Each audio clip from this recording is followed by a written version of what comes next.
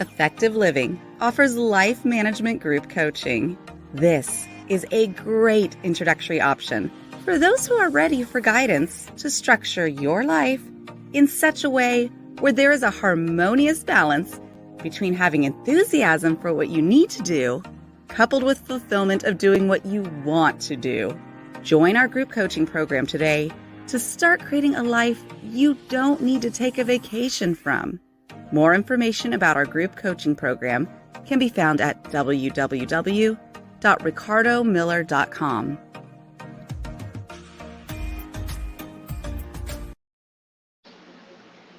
Good morning again, everyone. I know that you have been locked in, loaded, and it has been such a great experience so far. Miss Sadina and Miss Katana, they have brought so much to the table. They have given us so much information, and we are not done with you yet. Okay, we're not done. I need you to turn the page on that notepad. Make sure that you got a fresh one out, because you're not going to mix up anybody's information. You're not going to say you heard it from this one and got it from someone else. No, you're going to get a new page, start a new pencil sharpening if that's what you're using, and we're going to lock in for Andre Kelly. Now, Mr. Kelly, after struggling for many years with a speech impediment, battling depression, facing poverty, being labeled as an at-risk youth, and almost losing his voice, Andre is doing everything that people said he would never do. Andre is the CEO and founder of the Public Speaking Authority. He is a certified professional speaker, corporate trainer, and coach, having presented over 300 motivational talks on platforms all across the world. His career path has afforded him the opportunities to work in banking, aviation, hospitality, and event management sectors with the Bahamas. Andre is a distinguished Toastmaster and was recently awarded District 47's Toastmaster of the Year for 2019 and 2020. It is Andre's goal to inspire people everywhere to live out loud, beyond unfortunate past circumstances, challenges, and limiting beliefs. This morning, we have with us our distinguished Toastmaster, our Public Speaking Authority representative, Mr. Andre Kelly. How are you this morning? Good morning. Good morning. I'm doing well. I'm excited to be here to just share some of the knowledge and the wisdom that I've gained over the years regarding communication, the art of it all. How are you doing? Great. I am so ready to open up and listen and take in this word, and not only take it with me, but to take it over into the other atmospheres of my life. But I know that you've got a lot to present. I know that you've got a lot to give us. I want to remind everybody that you can put your questions in the comment section on the Facebook page. You can put your questions in there, and at the end, I'm going to ask him, or he's going to take the time to answer you as best as he can in through. But even if you do not get the opportunity to ask your question now live, you will be able to still post your question, and you're going to get an answer to that later on, okay? So here we go with Mr. Kelly. Awesome. Thank you again. Good morning, everyone. It's such a pleasure to be here with you to share on a topic, a subject that's so dear to my heart. As you heard in my bio, a few years ago, I lost my voice. Yes, I was losing my ability to speak. I developed a speech impediment, and I just couldn't communicate effectively. And something happened, and I will share through you the steps that I took to ensure that I developed and also executed effectively and exceptionally the art of communication, because indeed it's just that. So today I want you to grab a paper, grab a pen, grab a pencil, because we're going to do a fun activity. And while I might not be able to see your activity, if you are able to drop a screenshot into the chat of your activity, we have something just for you today. So today, I'm going to talk to you a little bit about the stage is yours and how this ties into the art of communication. Every day that you get up, You look in the mirror, you brush your teeth, you take a bath, you put on your clothes, you step into your car, you step out of the car to work, to school, wherever it is that you are going, the stage is yours. And the stage is yours because life has presented you with an opportunity to communicate. Whether that's communicating in front of a large audience or communicating face to face, one on one, two, three, or four people, the stage is yours. And a lot of times, when life gives us this stage, many fail to take full advantage of it because they fail to master the art of communication, the art of public speaking. And so today, you will be provided with the tips, the tools, and the techniques that will foster effective communication while you're developing the art of public speaking. So now that you've gotten your pencils, now that you've gotten your pens and papers, I want you to do something real quick. The first thing is close your eyes. And I know this sounds crazy, but with your eyes closed, I want you to say, I will be open. I want you to also say, I will have fun. And the final thing I want you to say is, I will leave inspired and empowered.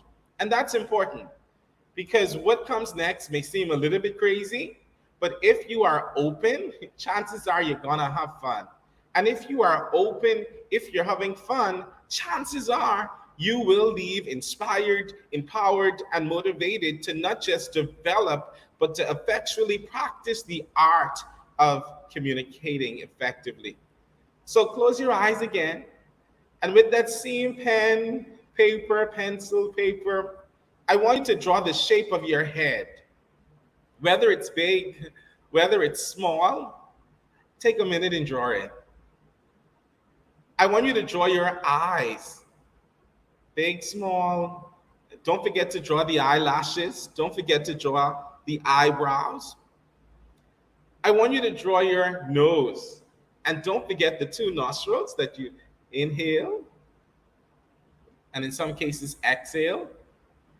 And then I want you to draw your smile if you're like me, someone who loves to smile, or if you prefer to frown, then I also want you to draw that as well. I think we're missing one or two items from this face. I think we're missing the ears, so don't forget to draw the ears.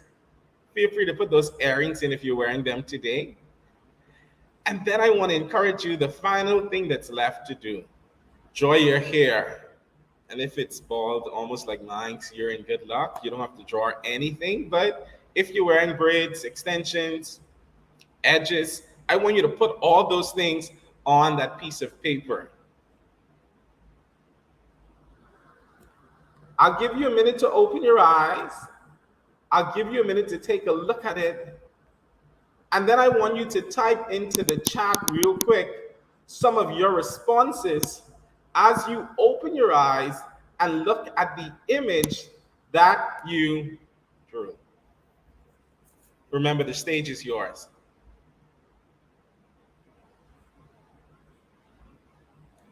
So while I'm giving you a minute to take in all of that, I will share my image with you, and I hope you could see it. And if you can't, I will depict exactly what this image is.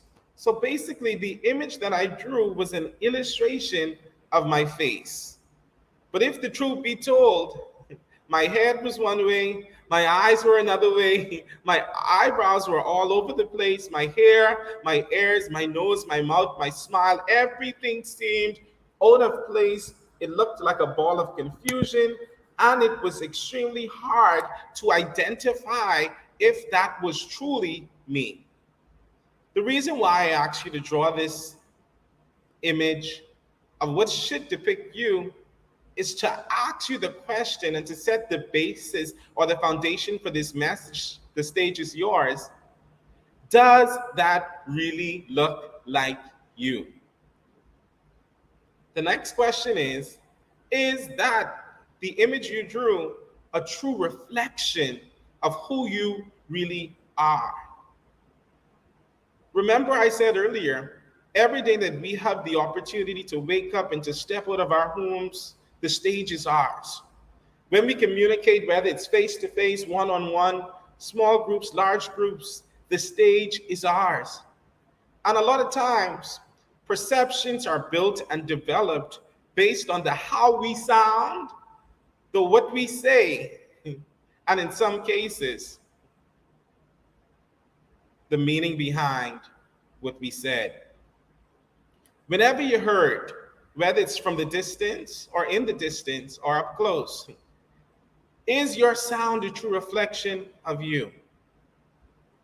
The reason why I'm asking you to consider all of these things is because you want to make sure that whenever you open your mouth to communicate or to speak effectively or publicly, people are hearing you. You also want to ensure that the intended words, the intended message, the image behind what you're saying, the feelings and emotions behind the why you're saying it is received by those who should hear it. So today we're going to uncover the stage is yours. And I've broken down the word stage into an acronym, STAGE. And we're going to dissect those one by one. Let's talk about communication. Let's set the basis. What is communication? Communication is simply the act of transmitting, exchanging, imparting, relaying, conveying, spreading, broadcasting, circulating, and disclosing information. As human beings, as people, there are so many ways we communicate. We communicate through speaking, we communicate through writing, facial expressions, dancing, creative arts. The reality is, we communicate utilizing a wide range of methods. And as we talk about the importance or developing the art of communication, the first point in stage S is skill. In the comfort of your home, your car, your vehicles, I want you to say skill. Public speaking is a skill, and it is indeed a skill that anyone can develop. Think of that thing you do extremely well. Think of how you've been able to do that thing extremely well. Chances are, the reason why you're able to do the thing extremely well is because you've utilized the opportunity to prepare, to practice, to be patient with yourselves, but also to address the elephant in the room. If you are going to develop the art of public speaking, the art of communication, you must first understand that it's a skill and put in the effort to work towards developing that skill. And the first thing I mentioned was prepare. Preparation is important, but also proper preparation is a necessity. And the reason why is because proper preparation enables you to communicate effectively in the moments when fear steps in and your confidence level depletes. The next thing I mentioned was practice. The more you practice, the more you sharpen your tool of communicating effectively. And also, when you practice, you identify the areas of improvements. And then be patient. A few years ago, yes, I was losing my voice. And as I started to regain the confidence to speak, I also developed a speech impediment, which simply meant I stuttered a lot. And whenever I would get in front of people, whether it was a face-to-face, a one-on-one, or a large group, and I would have the opportunity to talk, even if it was just to say good morning, how are you doing? I would stutter and people would laugh and I would feel so bad. And there were times and moments where I would want to give up and throw in the towel, but I was reminded, if you want to develop the art of communication, the art of communicating effectively, you must be patient with yourself. And then you must also address the elephants in the room. And the elephants in the room are those things connected to the myth of public speaking and the myth of communication. And the first thing is simply this: I can't communicate. I am not a good communicator. What do you mean you can't communicate? Every time that you open your mouth, whether it's at lunch, whether it's on the phone, whether it's through WhatsApp, whether it's on Facebook, whether it's through Snapchat, every time you communicate, even if you're switching and changing filters, the reality is you are doing just that. You are communicating and you are tapping into the various methods to do that. So, yes, you are a communicator. And in a lot of cases, you are also a public speaker. And the reality is, you don't need to be perfect, and you definitely don't need to be polished. Another myth: introverts aren't really great communicators. People who are shy, they're not really great communicators. How does you being an introvert determine you are not a great communicator? I'm an introvert. And one of the things that I've discovered with introverts, they speak when necessary, which means they've had a lot of time to process, they've had a lot of time to calculate the what they want to say, the when they want to say it, and the how they want to say it. So whenever they open up their mouth to communicate, something powerful and profound transcends out of their mouth. And then there's the whole don't speak with your hands. You're utilizing your hands too much. Whenever you speak with your hands paint pictures, but your hands also add to what it is you are saying. And then you can't reach 100% of the people in the room. Interesting.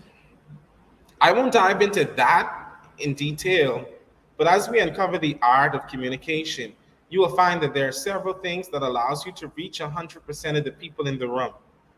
And all of this ties into the technique you use, and we will unravel techniques in just a minute. But sound, touch, but also sight.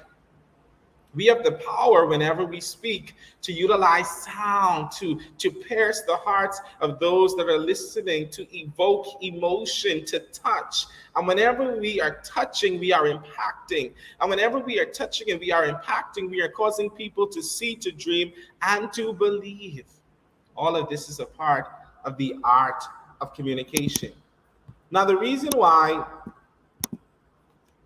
communicating and public speaking and effectively communicating is so important is because on a daily basis, we needed to express ourselves. We needed to inform. We needed to provide feedback. We needed to request things. We needed to inspire. We needed to motivate. We needed to equip.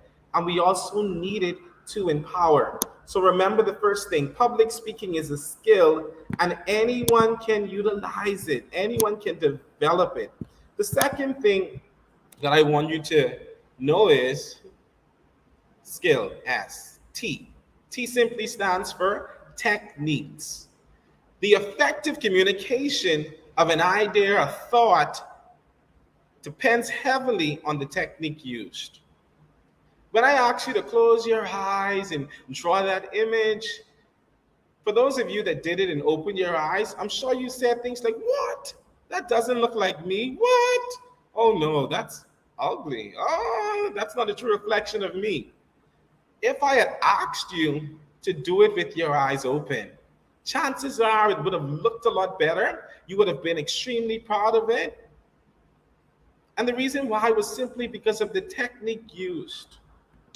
In unraveling the art of communication, in understanding that the stage is yours, there are several techniques that I want to give you to ensure that whenever you communicate, it's effective.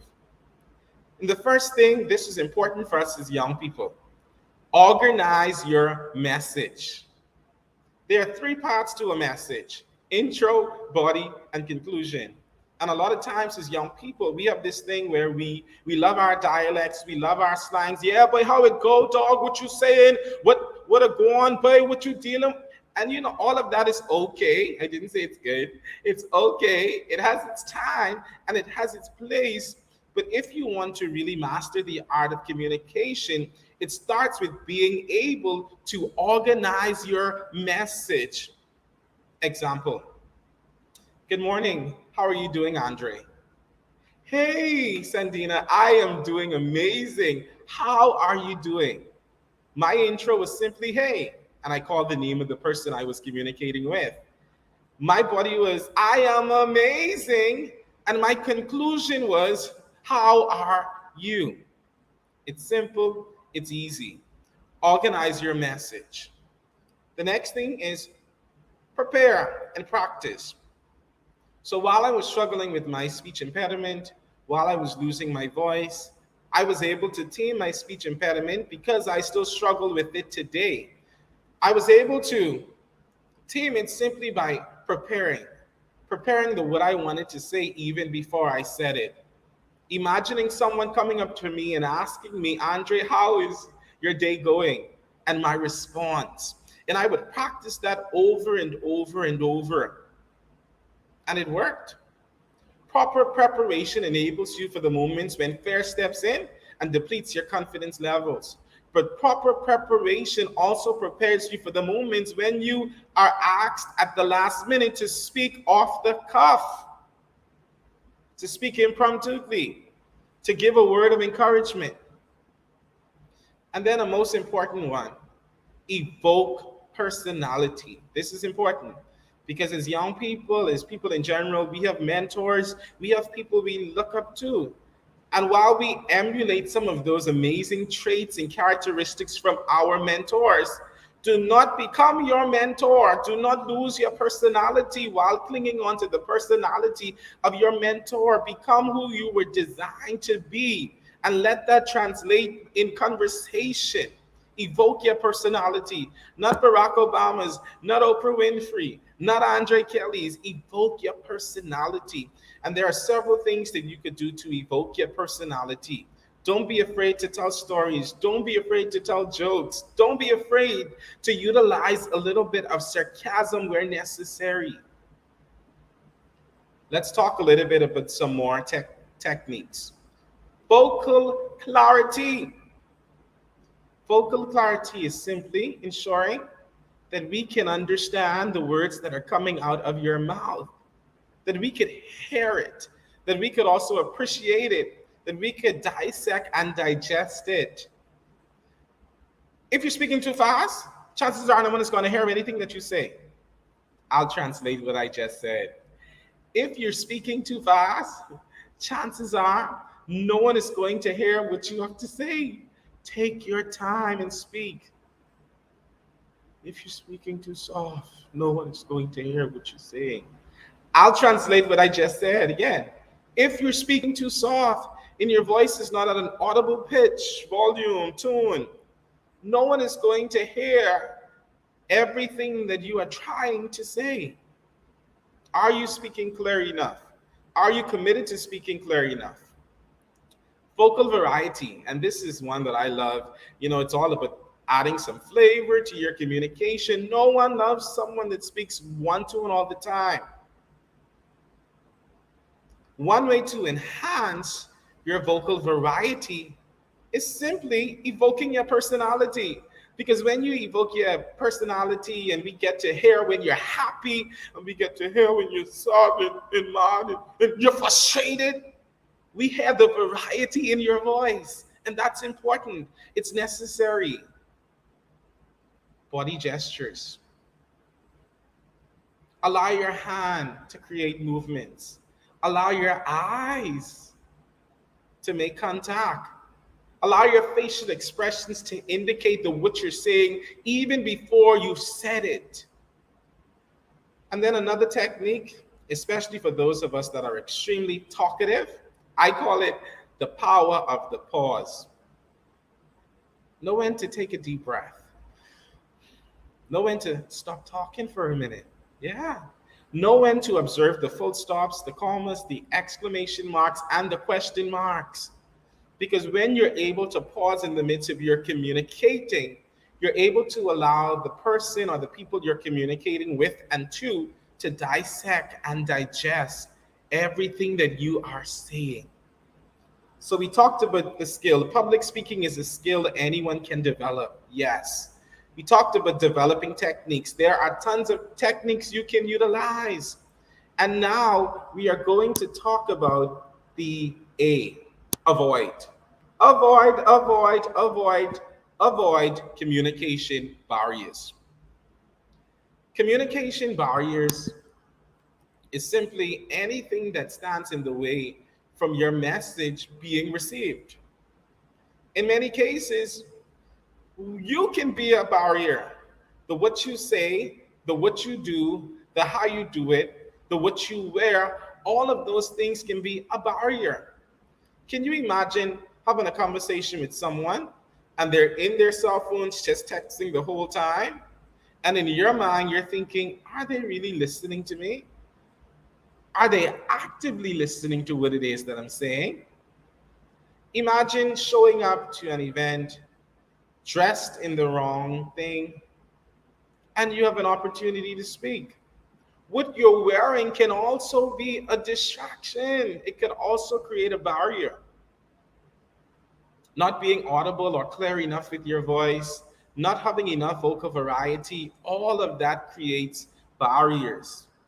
There are also psychological barriers, and psychological barriers transcend into to the what I'm saying, if it's appropriate for my audience, is it appropriate for those who I'm telling it to?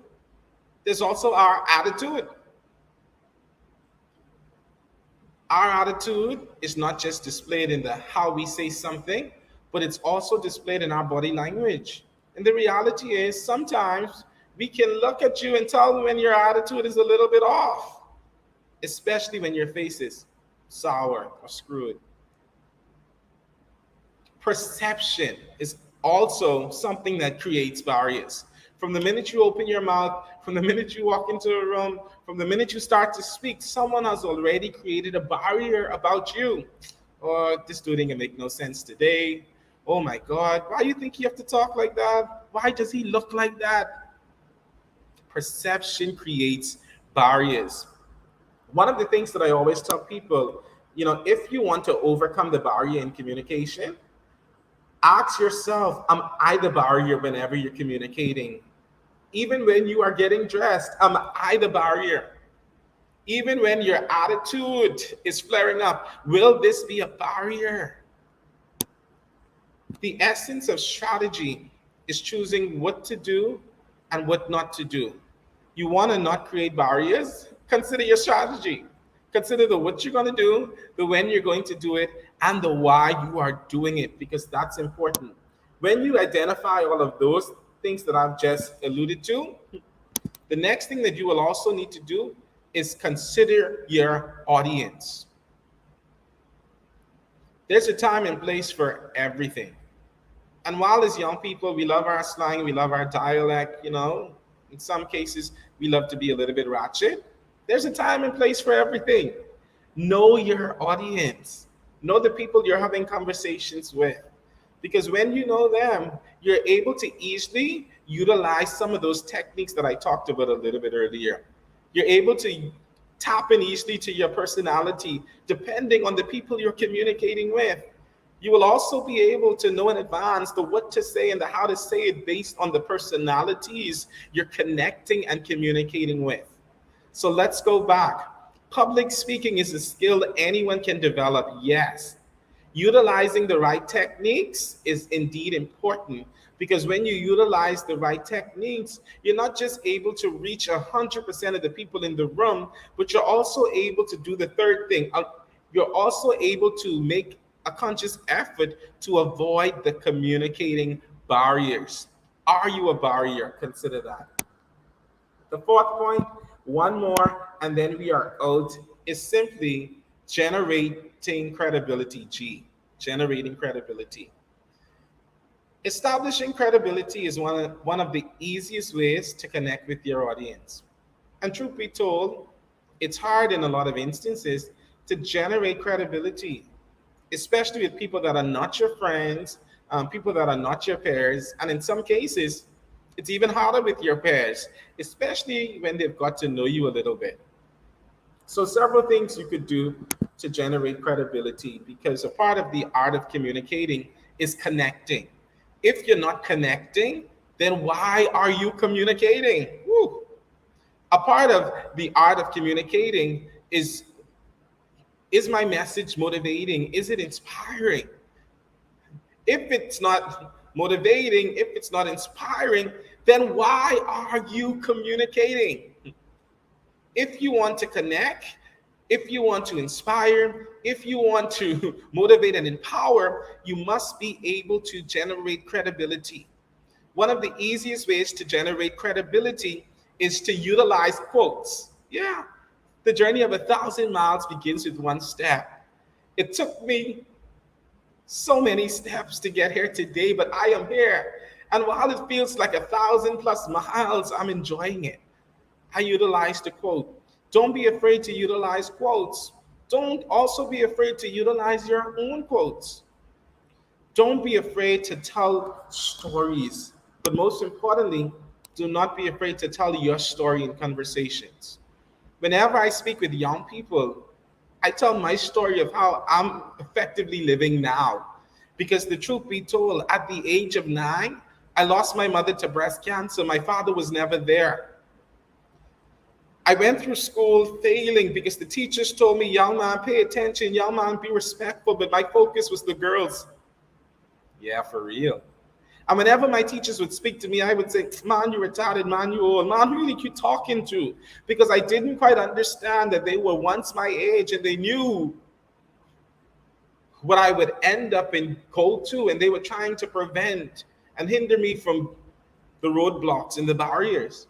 So I continued doing my own thing. And one day I was arrested for possession with illegal firearm with intent to use, and I did the bank lane shuffle, yes.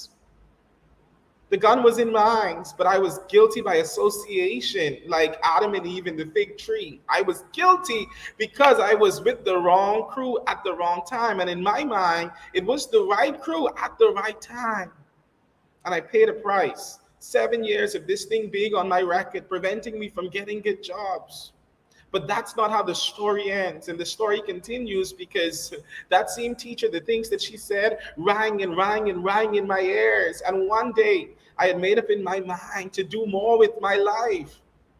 And while I didn't graduate school with BGCSEs, just one in religious studies because I grew up in church and that was an A, God bless. I became a youth ambassador. I represented my country on platforms all around the world. I worked in hospitality management. I worked in banking. I worked in aviation management. I worked in management in the events management sectors here in the Bahamas.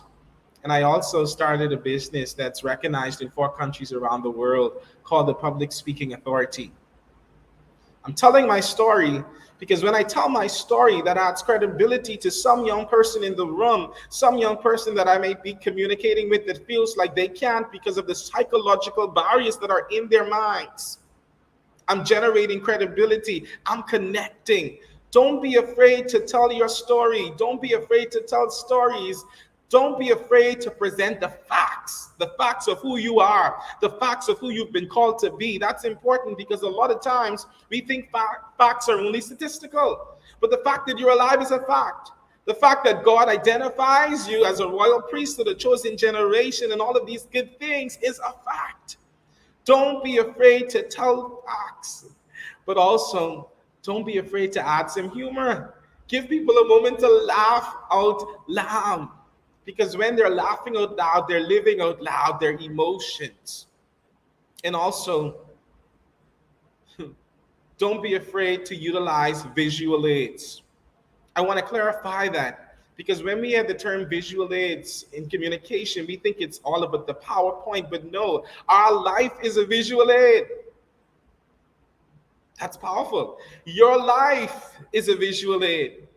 And how does that visual aid look? Does that add credibility to the who you are? Is that causing people to want to connect with you? Something to think about. So remember now, public speaking is a skill. Ask, anyone can develop it.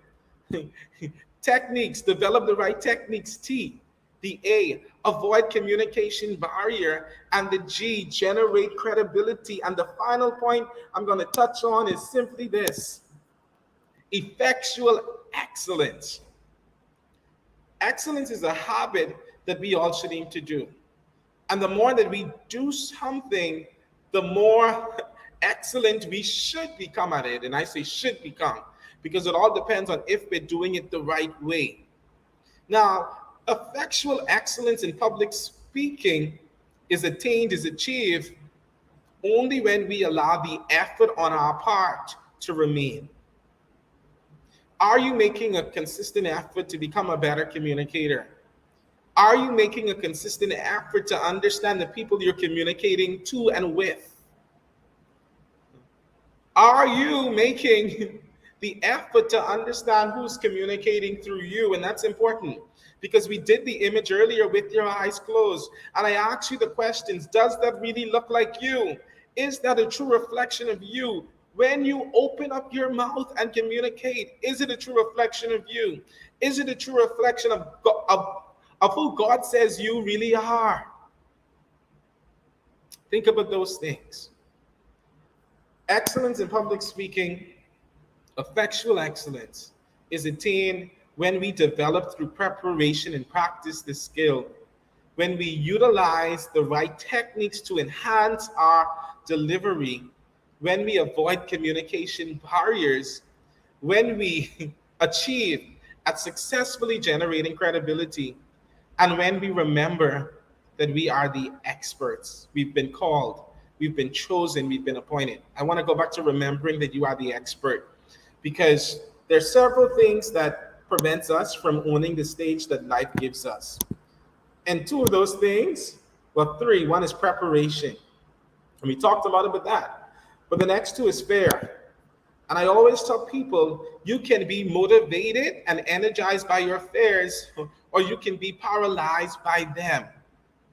Taming your fear in public speaking is not an easy thing. I'm not one of those people that will tell you you'll get over it, because every day that I get up and speak, there's a level of nerves associated with it. But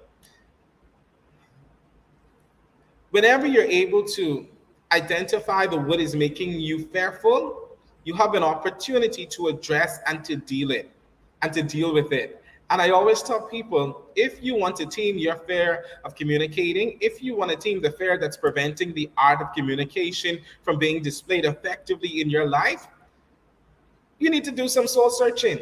You need to look at the things that you are fearful of. And as you look and identify those reasons and those things why you're fearful, create some solutions to them. Some of the fears that I had was always, what if I don't make any sense? What if they don't laugh at my jokes? What if I stutter? If you stutter, Andre, you stutter. It is what it is, and it ain't what it ain't. If you crack a joke and nobody laughs, then you laugh louder because it's coming from you. And chances are somebody may just laugh. What if I fall down while walking to the lectern? That's happened to me before. Well, Andre, if you fall down, you better have a good pickup line to encourage somebody to get back up and try again, no matter how hard or how much times they fall. You can be motivated and energized by your fears, or you can be paralyzed by them. And I want to encourage you to not allow fear to stop you from embracing the stage that life has given to you. Then there's confidence. And all of this ties into fear and preparation, because fear, when allowed, has the ability to erode at the root of your self-esteem and your confidence. And one way to deal with your confidence is to remember that you're the expert. And a part of understanding the ideology and the mindset of an expert is simply this: I've been called to this. I've been created for this. This is who I am. It's important for you to understand that.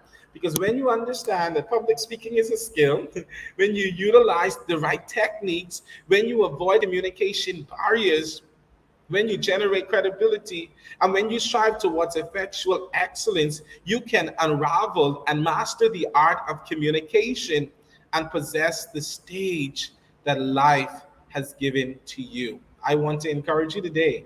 The stage is yours. Thank you so much. If there are any questions, if there are any feedback, feel free to drop those as well. Mr.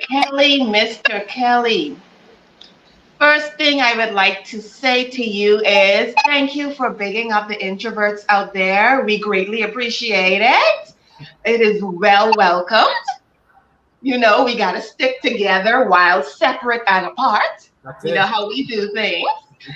But you have given us so much today. There has been so much embracing the stage, embracing the stage. The question that I have for you first is, can you please elaborate on the difference between listening and active listening? I heard you mention it before, and I'm sure that there are some persons that did not catch what it actually means. Can you give that to us, please?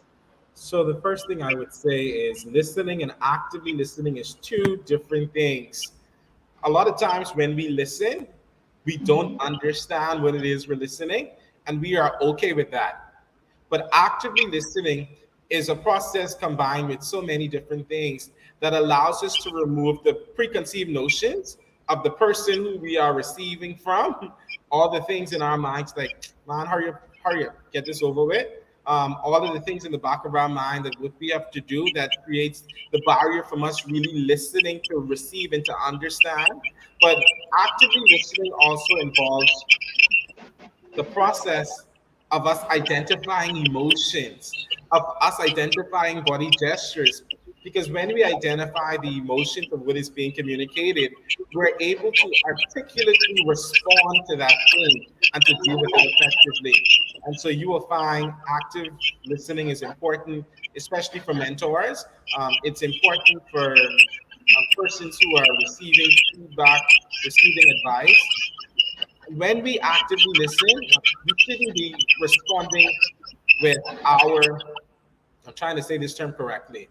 When we are actively listening, we shouldn't respond with our unwarranted or solicited advice, but we should respond based on the emotions we are hearing, the body language we are seeing, so that we could provide feedback that's impactful. Thank you. Thank you so much. You also mentioned that, well, let me stand in agreement with you when you said that this is not the end. I know that there are a lot of times, and I was listening to your story, and I'm thinking of my own son because it seems as if at that teenage journey that he is on, he is having a little difficulty focusing on what I'd like him to focus on rather than focusing on the opposite sex. That seems to be quite a focus. Correct. And I'm glad to hear and to know that this is not the end, that through everything else that you've gone through and everything else that you have experienced, there is another side to these stories. Definitely. And I see that you said that, you could tell the facts. You can give the details of the story, but to add humor to it. That's it.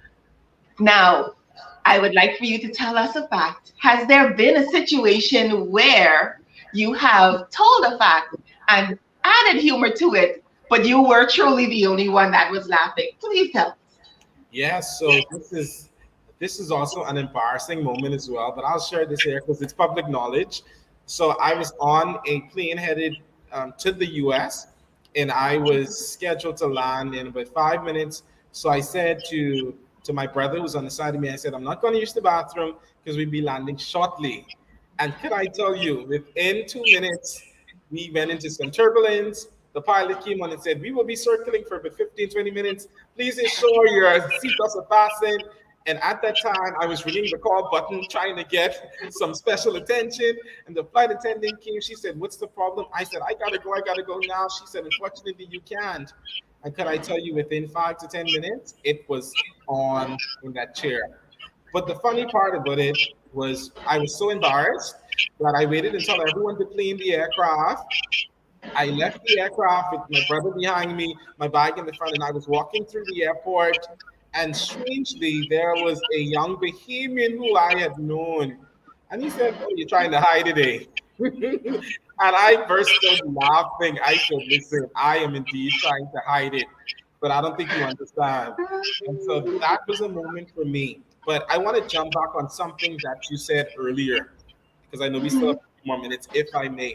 I want to encourage you and also all of the mothers, all of the parents on the line. It's so important that we understand that our kids so much times they don't understand the why we're telling them not to do something, right? And purpose always keeps them connected. No matter how far they stray, no matter what they do, purpose in prayers keeps them connected. But it's our job as parents to understand that what God has given to us, He gave them to us as seeds, and it's important for us to always water them. And depending on the what we're watering them with, the how we're watering them, the what our words are speaking, they will eventually take roots, spring up, and bear those fruits. So if your child is a child that was like me, listen, prayer, but also purpose. Continue to speak the purpose of God over their lives. Continue to allow them to hear that while you give them a level of freedom of expression as well. So thank you so much. Thank you. Thank you so much for that word of encouragement. I know that I can definitely take it with me, and there are many others in the room that would be able to do the same. Now, if you know that there's somebody that would be able to benefit from the information given by Mr. Kelly today, don't be afraid to like, to share, to tell somebody, listen, this is only been the morning session. You can imagine what the afternoon is going to bring. We have had a power-packed and awesome morning so far. Now, the last thing that I wanted you to mention again is the barriers, ourselves being a barrier, not just the cell phone, not just the clothing that we wear and things like that, but us being barriers to ourselves. Can you leave us with that, please? One of the things that I tell my team all the time at work that I work with, always say this: if you don't understand the why you're in this room, chances are you're going to miss the opportunity to maximize your full capacity.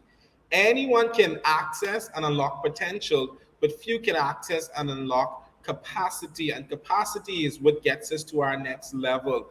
And so I want to encourage the people in the room, those of you that might be a barrier to yourself, take some time, take a minute, begin to understand and develop the why you are in this room. If you are a barrier to yourself, chances are you are a barrier to someone else. And if you are a barrier to someone else, you cannot connect to get to your next level. So figure out the why. And once you figure out the why, I want to task you with writing down some goals. When I didn't know my why, my mentor, Leonardo Boros, told me to write down 10 things that pulled me out of being an at-risk youth to where I am today. I'm going to charge you and encourage you to write down 5 things, long-term or short-term, of the what it is you want to accomplish, the where it is you see yourself. And I want to challenge you to commit to those things, understanding that it's a part of your why. Thank you so much.